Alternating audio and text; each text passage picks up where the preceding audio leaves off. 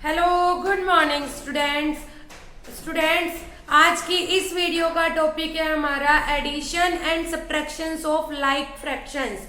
आपको like fractions क्या होते हैं मैं लास्ट वीडियो में बता चुकी हूँ। तो आज हम इस वीडियो में जो लाइक फ्रैक्शंस होते हैं उनका एडिशन और सब्ट्रैक्शन करेंगे। तो वीडियो को एंड तक देखना टॉपिक को क्लियरली समझने के लिए।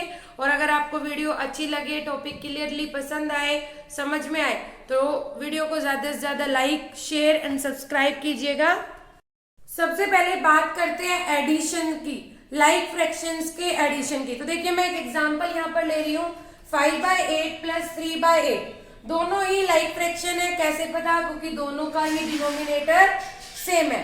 तो देखिए जब डिनोमिनेटर सेम होता है तो हमें एलसीएम निकालने की जरूरत ही नहीं पड़ती, डायरेक्ट हम एलसीएम लिख सकते हैं। जो दोनों जब 8 और 8 का एलसीएम निकालोगे तो एलसीएम क्या आएगा?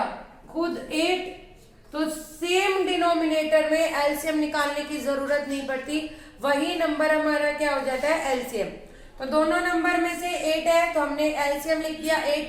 अब 8 है तो 8 ऊपर वाला एज इट इज हो जाएगा, प्लस में दूसरे वाला, ठीक है। इधर आया 5 + 3 8/8। दोनों ही 8 8 है तो 8 1 जा 8, 8 1 जा 8।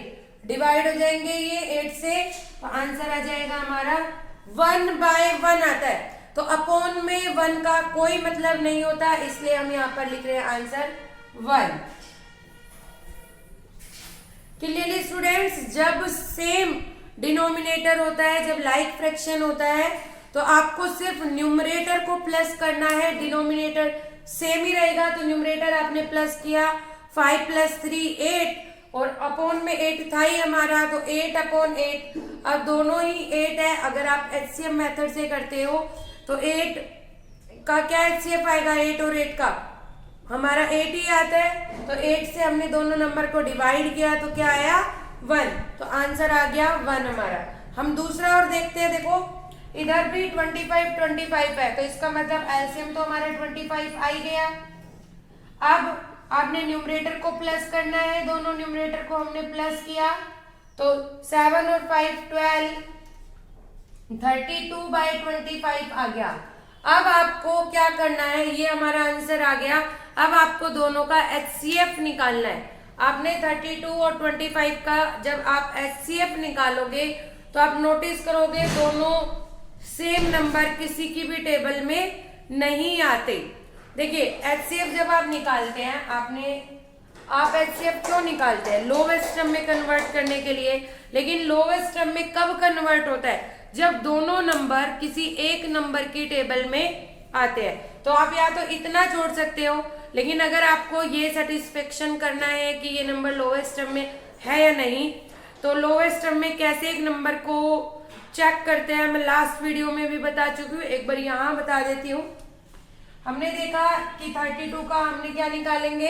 एचसीएफ निकालेंगे 2 16 2 8 2 4 2 2, ठीक है। ये निकल गया हमारा, ये प्राइम नंबर है तो मैंने इन सबको सर्कल कर दिया। इसी तरह से 25 का निकाला, 5 5 जा 25, दोनों प्राइम नंबर है। मैं ये वाला क्वेश्चन इरेज कर रही हूँ बिकॉज बोर्ड पर स्पेस नहीं है। तो देखिए 32 का क्या आया हमारा? 1 2 3 4 5 टाइम 2, ठीक है। इसी तरह से 25 का आया हमारा 2 टाइम 5, 5 × 5। अब यहाँ देखो एचसीएफ क्या आ रहा है? कुछ भी कॉमन नहीं है दोनों में, तो एचसीएफ क्या है? 1। और जब एचसीएफ 1 होता है तो इसका मतलब होता है ये जो नंबर गिवन है, ये जो फ्रैक्शन गिवन है वो ऑलरेडी लोवेस्ट टर्म में है। सो अगर वो लोवेस्ट टर्म में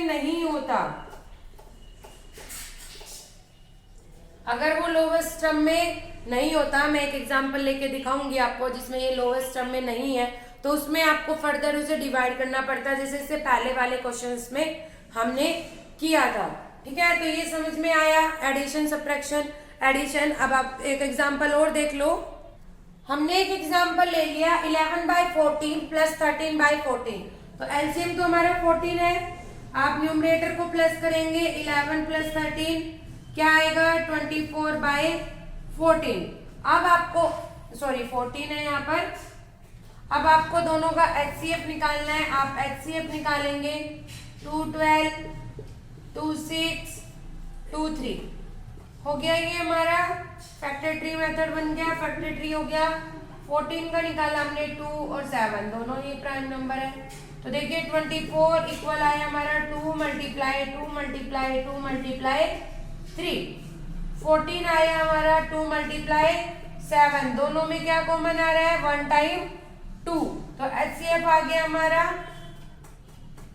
2। तो अब आपको क्या करना है जो 24 और 14 आया इसको डिवाइड करना है 2 से क्योंकि इसे हमें लोवेस्ट टर्म में कन्वर्ट करना है। तो जो HCF आया है उस HCF से इसको डिवाइड करेंगे आंसर आएगा 12/7 and this is our answer. ठीक है स्टूडेंट्स क्लियर। ये था हमारा addition of fractions, addition of like fraction. अब हम आगे बढ़ते हैं सब्ट्रैक्शन ऑफ लाइक फ्रैक्शंस करते हैं। देखिए स्टूडेंट अब स्टार्ट करते हैं सब्ट्रैक्शन ऑफ लाइक फ्रैक्शंस। तो आपने जब सब्ट्रैक्शन स्टार्ट किया तो देखिए यहाँ पर भी लाइक फ्रैक्शन है तो एलसीएम तो हमारा 12 ही आ जाएगा। न्यूमरेटर को माइनस करना है 10 - 3 7/12। अब आपको क्या ध्यान देना है देखो अब दोबारा से आपको ये देखना है कि ये रिड्यूस है क्या लोएस्ट टर्म में। अगर नहीं है तो आपको इसे रिड्यूस करना है। तो फैक्टर ट्री मेथड से 7 निकालेंगे तो 7 तो खुद में प्राइम नंबर है तो 7 का आ जाएगा 1 मल्टीप्लाई 7। तो आप 12 का निकालोगे आप 2 6 जा 2 3 जा आगे आपका ये तो 12 का आया हमारा 2 मल्टीप्लाई 2 मल्टीप्लाई 3 दोनों में कुछ भी कॉमन नहीं है तो HCF आया 1। और जब HCF होता है 1 तो हमारा इसका मतलब होता है ये जो क्वेश्चन है ये जो हमारा वैल्यू निकली है सब्ट्रैक्ट करने के बाद ये ऑलरेडी लोएस्ट टर्म में है। तो हम क्या लिखेंगे बस इसको लोएस्ट टर्म में कन्वर्ट करने की जरूरत नहीं है। सो 7/12 इज आवर आंसर। आपको सिर्फ HCF निकाल के देखना है। अगर HCF 1 है तो वो ऑलरेडी लोएस्ट टर्म में है। अगर HCF 1 नहीं है तो वो लोएस्ट टर्म में नहीं है फिर आपको इसे कन्वर्ट करना पड़ेगा। तो देखो एक यहाँ पर करते हैं हम 14/15 माइनस 8/15 एलसीएम सेम रहेगा 15। 14 माइनस 8 करेंगे तो क्या आएगा आपका 6/15। अब आपको फैक्टर ट्री मेथड करना है 2 3 जा और 15 का निकालेंगे तो 3 5 जा। ठीक है 6 = 2 मल्टीप्लाई 3 15 = 3 मल्टीप्लाई 5 दोनों में देखिए क्या कॉमन है 3 तो HCF आ जाएगा हमारा 3।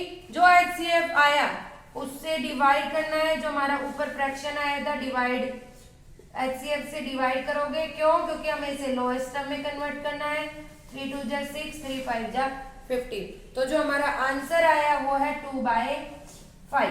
तो स्टूडेंट्स आपका जो सब्ट्रैक्शन करने के बाद आंसर आता है उसे आपको लोएस्ट टर्म में कन्वर्ट करना जरूरी होता है। या फिर अगर आप जरूरी नहीं कहें तो आप ये कह सकते हैं करना ही चाहिए। अदरवाइज मान लीजिए आपके पास मल्टीपल चॉइस क्वेश्चन आते हैं और उसमें ये क्वेश्चन आ गया तो ऑप्शन में 6/15 नहीं है और ऑप्शन में 2/5 है तो आपको रिड्यूस करना अगर नहीं आता है तो आप आंसर गलत करके आओगे। तो सबसे पहले नॉर्मल आपको सब्ट्रैक्ट करना है, न्यूमरेटर को सब्ट्रैक्ट करना है, डिनोमिनेटर तो हमारा सेम रहता ही है। इसके बाद जो आंसर आया जो वैल्यूज आई उनका फैक्टर ट्री मेथड से HCF निकालेंगे। आप फैक्टर ट्री के अलावा और कोई मेथड भी यूज कर सकते हो। HCF निकालने के बाद आप जो HCF आया उस नंबर से इस फ्रैक्शन को डिवाइड करेंगे। अब जो आंसर आया वो हमारा ऑलरेडी किसमें है लोवेस्ट टर्म में है। ठीक है तो ये था हमारा addition and subtraction of like fractions. तो आई होप आपको क्लियरली समझ में आया हो। आज के लिए इतना ही। Thank you.